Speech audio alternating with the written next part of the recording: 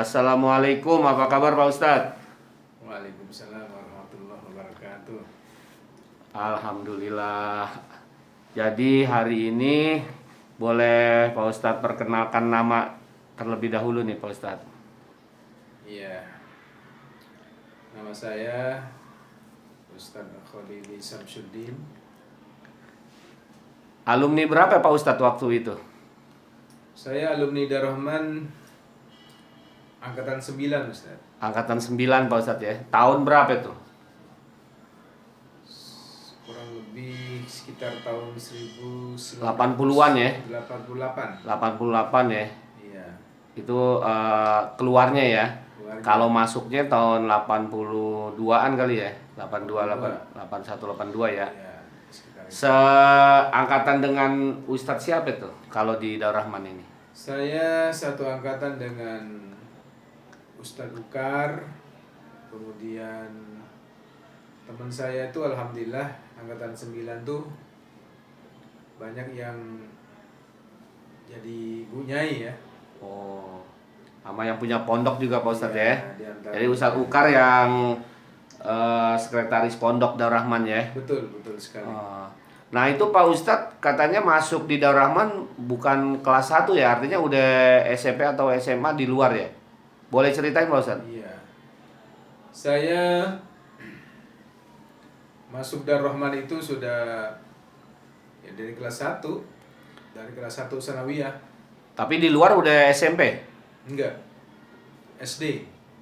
Dari SD. Dari SD, lulusan SD, Jadi langsung kelas 1.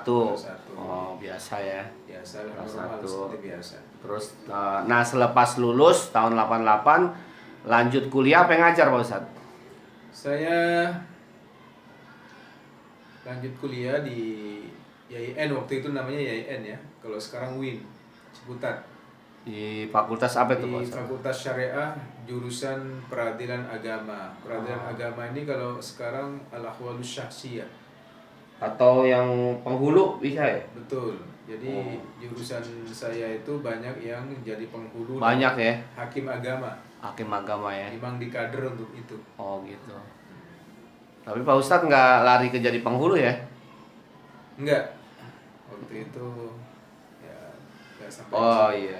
Nah itu dari situ ngajar langsung kuliah ya? Apa pernah kuliah ngajar dulu di Darrahman? Saya selesai dari Darrahman kemudian diangkat menjadi guru untuk ngabdi, dan ngabdinya itu di Darrahman Luliang pada saat itu. Setahun berapa tahun? 2 tahun? Setahun. Setahun kemudian kuliah. Iya. Nah kuliah selesai tahun berapa Pak Ustadz? Kuliah itu selesai sekitar tahun 97 kali ya. 97. Kemudian berdakwah ngajar lagi atau kemana nih? Katanya dengar-dengar Ustadz ngajar juga di luar negeri katanya. Ya, ketika lulus DIN, saya sempat ngajar menjadi dosen di Universitas Islam Az-Zahra Mampang. Az-Zahra Mampang. Iya, Habib Sehan. betul. Oh, berapa tahun tuh Pak Ustadz tuh? Kurang lebih sekitar 3 tahun. Kemudian pada saat itu Indonesia tahun 98 itu Pak Harto. suksesi presiden ya. Oh, iya. Harto turun. Ah. Nah, ketika, Oh jadi Ustadz udah dosen ya? Nah, ketika heboh-heboh Jakarta suksesi kepemimpinan nasional itu, saya sedang jadi dosen. Oh, berapa tahun di Az-Zahra Pak Ustadz? 3 tahun. 3 tahun. Kemudian ngajar lagi di Darrahman. Setelah di Az-Zahra, kemudian saya waktu itu sempat menjalin kontak dengan teman Darrahman yang mengajar di Brunei Darussalam. Brunei Darussalam. Terus Ustadz ngajar di sana berapa tahun? Di Brunei Darussalam saya ngajar 4 tahun. 4 tahun. Mulai tahun berapa ya? Dari Az-Zahra selesai itu 98-an Sekitar tahun saya berangkat ke Darrahman itu tahun 2001 ya. di Darrahman ngajar. Di Brunei. Di Brunei. Di Brunei 2001 ya. 2001 Ngajar di Brunei sampai 4 tahun. sampai 2005. 4 tahun kurang lebih ya. Ya. Apa perbedaannya yang Ustadz lihat gitu ya secara kasat mata lah pendidikan di Indonesia lah di lokal kita nih dengan di luar gitu. Yang min plusnya apa ya Pak Ustadz? Ya kalau di luar itu, khususnya di Brunei yang saya tahu ya, itu memang diantaranya adalah bahasa ditekankan sangat penting sekali, khususnya bahasa Inggris ya.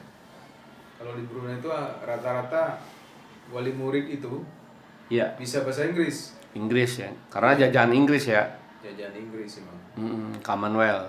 Terus Kemudian di Brunei itu diantaranya ya pada saat itu saya lihat pendidikan itu terjamin. Karena apa?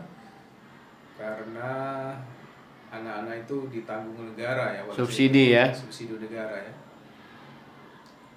Kemudian apa lagi ya? Disiplin-disiplinnya gitu Pak Ustadz, yang positifnya yang lihat apa nih yang kurangnya kita sebagai pendidik gitu. Kalau ngelihat di luar begini, di dalam tuh apa yang kurang gitu, apa yang lebih gitu. Ya diantaranya Perbandingannya Pak Ustadz. di luar itu ya mungkin yang menambah plusnya itu adalah banyak khususnya di Brunei Darussalam banyak guru-guru yang dari luar memang didatangkan, termasuk dari Indonesia. Para ustadz pada saat itu didatangkan dari Indonesia kan. Kemudian dari Filipina mereka ditekankan untuk mengajar bahasa Inggris. Dan kemudian dari Malaysia sendiri ya, dari gabungan beberapa guru Negara. dari luar negeri itu mungkin mereka yang punya keahlian masing-masing ya. Nah, di Indonesia ini saya kira penting juga kalau kita mengambil guru dari luar Untuk bahasa Inggrisnya ya, untuk subjek bahasa Inggris ya. kemudian khususnya bahasa Inggris ya, karena bahasa Inggris itu harus dimulai dari kelas 1 ya. Iya. Khususnya kelas 1 sanawiyah. Kalau di pesantren itu kan anak-anak masuk 1 sanawiyah. Iya. Karena kalau memang gagal di kelas 1 sanawiyah, nah untuk selanjutnya itu susah. Mereka itu di kelas 1 sanawiyah itu harus benar-benar diperdalam bahasanya, karena mereka lidahnya masih lentur. Iya, iya. Kalau sudah kelas 3 aliyah itu Jadi usulannya kalau boleh ada orang luar jadi untuk native speakernya ya. ya, ini Kalau terus yang Arab kan bahasa Arab udah ada bahasa Ramadan ya kan, yang bahasa Inggrisnya yang belum ya. itu Ya memang di sebagian pesantren udah ada yang native speaker bahasa Inggris ya. sebenarnya kalau dari Filipina itu nggak begitu mahal sih. Oke, itu tadi disiplinnya Pak Ustadz ya. Jadi kalau yang lain-lainnya Pak Ustadz, skill gitu. Kemampuan motorik anak apa tuh jadi lebih mengedepankan kebersamaannya ya. Ada satu hal yang perlu Yang positifnya Pak Ustadz. saya informasikan yang positif ketika saya mengajar di Brunei. Darussalam itu. Jadi itu hasil koreksian dari setiap kelas itu harus diinformasikan ke kepala sekolah. Dibagikan ya, dibagikan ke murid, ke wali murid ya. Ke wali murid. Ada filingnya ya. Ada filenya, kemudian filenya itu di filing, di bundle, dibagikan ya. Dibagikan. Jadi itu mungkin berlaku kalau anak SD ya. Jadi kayak ininya ya, tanggung jawab gurunya kepada murid dan wali murid ya. Jadi koreksian itu, iya, filenya itu dibagikan ke wali murid. Jadi tahu kemajuan anaknya ya. Itu diantara yang saya catat ya. Iya. Kemudian, kedua, saya pernah bertanya kepada prinsipal, kepala sekolah itu. Kepala sekolah. Syarifah. Jadi Syarifah itu pernah pada satu saat menerima saya di rumahnya ketika saya izin mau meninggalkan Brunei kan. Iya. Beliau itu malam-malam sibuk gitu, menandatangani rapot. Rapot ya. Saya tanya sama beliau tuh, Bu, itu kan Nusa Laila Putri School itu kan muridnya 3.000. Iya. Kok Tanda tangan ditangani langsung, bukan distempel aja, Bu? Oh enggak, katanya. Saya harus menandatangani langsung. Sebab pengaruhnya terhadap wali murid beda, Ustaz. Beda. Antara stempel dengan tanda tangan langsung. Tanda tangan asli. Nah, tanda tangan asli. Iya. Nah itu diantaranya yang Jadi sampai detail begitu ya pengaruhnya ya. ya, memang Kalau kita mah untuk lebih efisiennya dipakai cap aja ya, memang pakai kita kalau stempel. kita sebagai wali murid ya, Iya, kemudian kita melihat rapot anak kita ditandatangani langsung oleh kepala sekolah, kan beda pengaruhnya. ada perasaan lain ya. Iya, iya, iya, iya. Iya. Tanggung jawabnya ya beda ya. Jadi itu jadi Ustadz dari Darul Rahman kuliah di UIN atau di IAIN, terus jadi dosen di Azahra, terus sampai ke Brunei 4 tahun. Nah terus dari itu balik lagi ke Darul Rahman Pak Ustadz ya, Balik lagi ke Darul Rahman, kemudian mengabdi ya. iya, kemudian saya pada saat itu ada satu inisiatif pemikiran ya, kayaknya saya harus meninggalkan satu lembaga untuk umat ini. Iya. Kemudian saya mencari lokasi dan tanah untuk membuat pesantren, dan kemudian saya menemukan lokasi itu di Jonggol. Di Jonggol Pak Ustadz ya. Jadi Ustadz sambil ngajar sambil juga membina pesantren sekarang ya. Iya. Boleh bagi tahu Ustadz alamat lengkapnya di Jonggol, mungkin wali murid ada yang Iya. mau mampir silaturahmi kepada Pak Kiai, Iya. Pak Ustadz apa nih Jadi alamatnya? nama pesantrennya adalah Pondok Pesantren Modern Nurul Islam. Nurul Islam, Kampung Kujang. Kampung Kujang, Ya, Kampung Kujang, kemudian Desa Jonggol, Desa Jonggol, Kecamatan Jonggol, Kecamatan Jonggol, ya, Bogor, Jawa Barat. Bogor, Jawa Barat ya. Iya, jadi ada Nurul Islam ya. Nurul Islam. Jadi Iya. lokasinya itu kalau gampangnya dari Cibubur lurus. Dari Cibubur lurus sampai sampai nanti lewat Taman Buah Mekarsari. lewat situ Mekarsari. Lewat, kemudian ya sampai ketemu Pasar Baru Jonggol. Udah. Dari situ masuk ke dalam. Dari Pasar Baru Jonggol itu sudah dekat. Ada pelangnya Mas ya. 8 menit. Alhamdulillah. Jadi wali murid yang dirahmati Allah, Ustadz Khalili ini alumni keberapa Pak Ustadz? 9. 9 ya di Darul Rahman, alumni 9 di Darul Rahman, malah melintang di dunia pendidikan mulai dari lulus, kemudian kuliah di IAIN, menjadi dosen sampai ke Brunei dan mengabdi kembali ke tanah air, dan sekarang alhamdulillah punya pondok pesantren Nurul Islam. Mudah-mudahan berkah tuh Pak Ustadz ya. Amin, amin. Sukses semua wali murid mungkin yang berada di mana saja berada yang melihat channel ini. Boleh nanti saya tulis di deskripsinya ya Ustadz ya. Saya izin saya tulis di deskripsinya alamat pesantrennya. Mudah-mudahan dapat bersinergi dengan wali murid. Amin, amin. Nah, ini momen hari santri nih Pak Ustadz. Apa nasihat Pak Ustadz untuk murid, kemudian wali murid yang juga tentunya mempunyai keinginan anaknya maju? Apa itu Pak Ustadz? Nasihat-nasihatnya, silakan. Ya, pandangan saya khususnya buat apa namanya? Santri dulu nih Pak Ustadz. Para santri ya. Santri sekarang ini kan ya tidak bedanya dengan santri dulu. Kalau santri dulu kan memang mereka berjuang juga pada akhirnya dikader untuk menggantikan para ulama-ulama yang sudah sepuh ya. Mudah-mudahan anak-anak kita juga begitu. Dan masuk pesantren itu ada nilai plus Iya, dibandingkan dengan anak-anak yang di luar. di luar ya. Saya selalu mengatakan kepada anak-anak, kamu tuh ada nilai plus. Masuk pesantren tuh bersyukurlah orang tua kamu masih membiayai kamu dan memasukkan kamu kepada pesantren. Sebab apa? Kalau dibandingkan dengan anak-anak yang di luar, kamu masuk pesantren itu di otak kamu itu, di otak anak-anak itu ada 2 ilmu. 2 ilmu. Ilmu umum dan ilmu agama. Iya. Kemudian yang tak kalah pentingnya lagi adalah pergaulan di dalam pesantren itu luar biasa. Secara fisiologis, anak-anak lulusan pesantren itu ada satu ikatan batin yang kuat di antara teman-teman itu. Iya. Dan saya selalu mengatakan kepada anak-anak, kamu itu harus baik-baik kepada semua teman. Sebab kamu tidak tahu, bisa jadi teman yang satu bangku dengan kamu itu suatu saat jadi orang besar. Iya. Makanya kamu harus baik-baik dengan teman-teman itu. Dan ketika teman kamu itu menjadi orang besar, pasti yang dicari dulu itu teman akrabnya. Iya, iya. Jadi saya selalu berpesan kepada Iya. anak-anak seperti itu.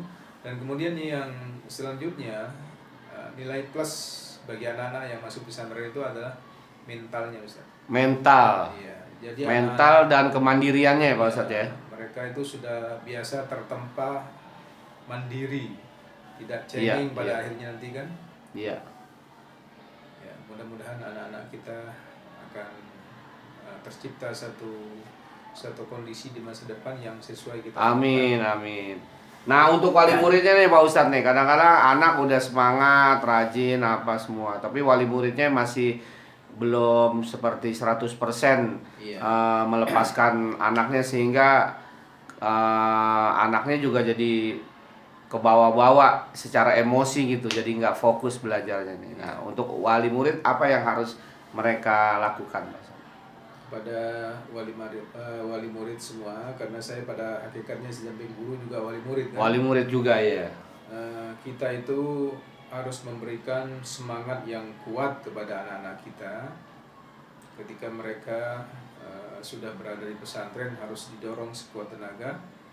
Dan kemudian anak-anak kita itu pada hakikatnya merupakan amanah dari Allah Subhanahu wa taala buat kita. Iya. Saya kadang-kadang bersedih hati ketika melihat umat Islam pada umumnya kemudian memasukkan putra-putri mereka ke sekolah-sekolah yang bisa melemahkan keimanan mereka, anak-anak kita. Iya. Kemudian saya juga menganjurkan dan memberikan satu pendapat ya buat para wali murid. Jadi anak-anak kita itu memang amanah buat kita. Dalam sebuah hadis qudsi itu dikatakan bahwa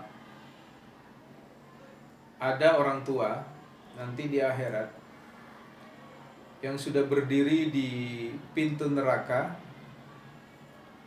itu karena dibela oleh sang anak, maka orang tua yang sudah berdiri di pintu neraka itu enggak jadi masuk neraka karena anaknya membela. Dia mengatakan kepada malaikat, "Wahai malaikat, saya tidak mau kalau orang tua saya masuk neraka karena saya menjadi anak baik seperti ini berkat pendidikan yang diberikan oleh orang tua saya kepada saya dulu." Begitu pula sebaliknya, orang tua yang sudah berdiri di pintu sorga karena diprotes oleh sang anak, dia nggak jadi masuk sorga. Anaknya protes, "Wahai malaikat, saya tidak mau masuk neraka sendirian. Saya harus masuk neraka bersama-sama dengan kedua orang tua saya karena saya menjadi orang tidak baik seperti ini, nggak bisa sholat, nggak bisa ngaji, nggak bisa puasa. Karena dulu waktu hidup di dunia orang tua saya tidak pernah mengajarkan saya ilmu agama." Makanya oleh karena itu jangan sampai kita nanti diprotes oleh sang anak ketika kita berada di akhirat. Mudah-mudahan anak-anak kita memprotes kepada malaikat dan membela kita sehingga kita yang sudah berdiri di pintu neraka karena dibela oleh anak kita pada akhirnya masuk ke surga. Iya, iya. Nah, kemudian terakhir lagi jadi harapannya udah tadi setelah hubungan hari santri kepada murid dan wali murid. Nah, untuk ke depan nih, dunia pendidikan ke depan, cobaan-cobaannya tuh untuk ke depan apa yang harus dimiliki oleh santri ke depannya, selain ilmu, pengetahuan dan akhlaknya? Ya, kedepannya untuk anak-anak santri kita harus dibekali dengan pengalaman berorganisasi, Ustaz. Karena organisasi itu penting, belajar menjadi pemimpin, belajar mengatur anggota, adik-adik kelasnya. Iya. Itu Manajemennya juga ya. Manajemen nanti bermanfaat di masyarakat itu. Dan saya juga menganjurkan kepada koordinator IP3DR maupun IP4DR, karena organisasi santri di Darahman ini ada IP3DR, ada IP4DR kan. Iya. Saya menganjurkan kepada koordinator IP3DR, Ikatan Pelajar Pondok Pesantren Darahman, Ikatan Pelajar Putra Pondok Pesantren Darahman, dan IP4DR, Ikatan Pelajar Putri Pondok Pesantren Darahman. Ketika anak-anak sudah selesai mengabdi menjadi pengurus, itu sebaiknya diberikan sertifikat bahwa si anak ini pernah menjadi pengurus dan pernah ikut dalam organisasi di pondok pesantren ini. Sebab nanti ketika keluar dari pondok pesantren, sertifikat itu sangat bermanfaat. Ada rekam jejaknya ya. Iya, sangat bermanfaat.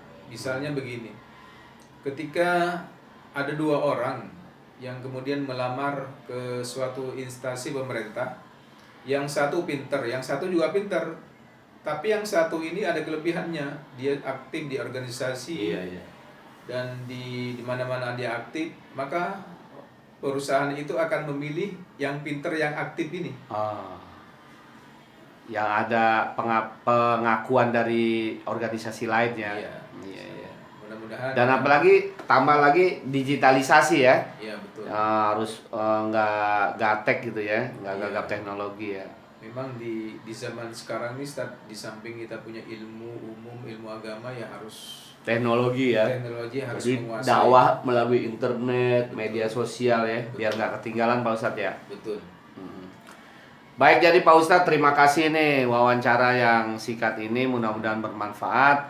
Jadi sekali lagi pemirsa, alhamdulillah tadi kita sudah dengarkan wawancara dengan Ustadz Ahmad Kholili. Ahmad Kholili lengkapnya Pak Ustadz? Ahmad Kholili Syamsuddin. Ahmad Kholili Syamsuddin. S PD apa MA? Enggak, SAG. SAG Pak Ustadz ya. Sarjana Agama. Baik, mudah-mudahan bermanfaat. Amin. Dan kita juga nanti doakan semoga Pak Ustadz pesantrennya, pesantren Nurul Islam maju dan juga berkontribusi untuk agama, bangsa dan negara. Amin. Terima kasih Pak Ustadz interviewnya, mudah-mudahan bermanfaat. Dan ada quote mungkin nih Pak Ustadz, kalau di anak-anak tuh sekolah, kita kalau di kelas minta kata-kata penyemangat gitu, quote atau nusus, untuk biasanya masing-masing orang individu tuh punya pegangan khususnya gitu. Kalau Pak Ustadz apa nih untuk ke depan biar orang jadi semangat tuh, pegangan kata-kata khususnya apa itu Pak Ustadz? Iya.